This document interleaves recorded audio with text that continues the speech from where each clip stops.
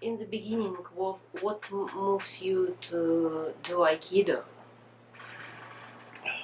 You've been in a normal Western culture Sort of. environment. Well, I mean, I actually started practicing judo when I was in college. And while I was practicing judo, I read and I heard from my teachers about the relationship with Zen and Japanese sort of philosophy and spiritual practices.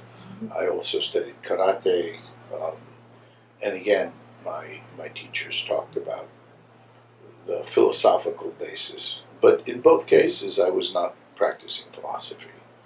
I was practicing how to win tournaments or how to defend myself, and there didn't feel like a connection between the philosophies that my teachers genuinely believed in and the practices I was doing. I received a 2-year fellowship to study Japanese language in Hawaii and in Japan. And my first year in Hawaii, someone gave me the first book in English on Aikido, and I looked at it and I was immediately hooked. That somehow I realized that the founder of Aikido really meant it when he said Aikido was a spiritual practice, that Aikido was a way to be powerful and yet peaceful, and to promote peace, but not from a position of weakness, but from a position of strength. And as a man growing up in Western culture, I'd never heard that. It always seemed to be the dichotomy between promoting peace because you were sort of weak, or being strong and being a bully, which is acted out by all Western cultures as well as people. And I started Aikido in Hawaii probably a couple of weeks after I read the book. And some months later, I went to Japan. I went to Japan in June of 1964. And for 2 years, I trained every day, 7 days a week, pretty much. A few days off a year for New Year's. They virtually had to lock the dojo door to keep some of us out. And I was very lucky to have met the founder of Aikido, to have seen him many times because I trained at the main dojo, and to have even taken falls for him over. Taking what? I took falls for him. I served as his training partner for demonstrations. After I got my black belt, not before. And he was really the first truly spiritual teacher I had. And he was an extraordinary man.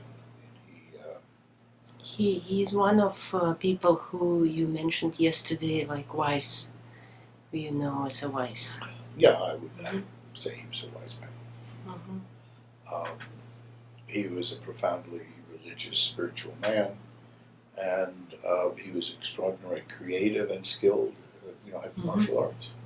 And he really built into Aikido, and I think he was a channel for wisdom that was greater than any of us. And so he built a practice that has depth that I don't think anyone could consciously articulate. It's almost as though it's like an iceberg. Most of it lies beneath the surface.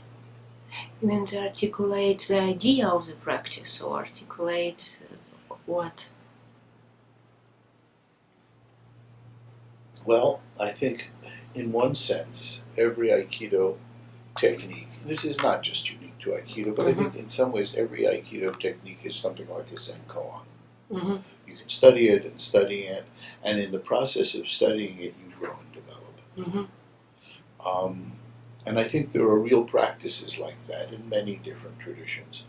To me, there's a distinction between sort of warm-up practices. You can do push-ups and sit-ups and build up muscles in your body, but there's not a lot of learning after you've learned the correct form.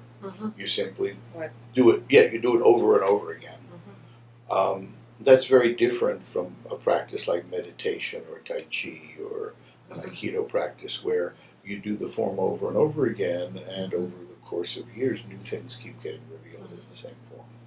I mean, nobody says, well, I've meditated now for a year. I don't need to do it anymore. I learned everything I need to learn. You have to be an idiot to say that. But maybe I don't know in the same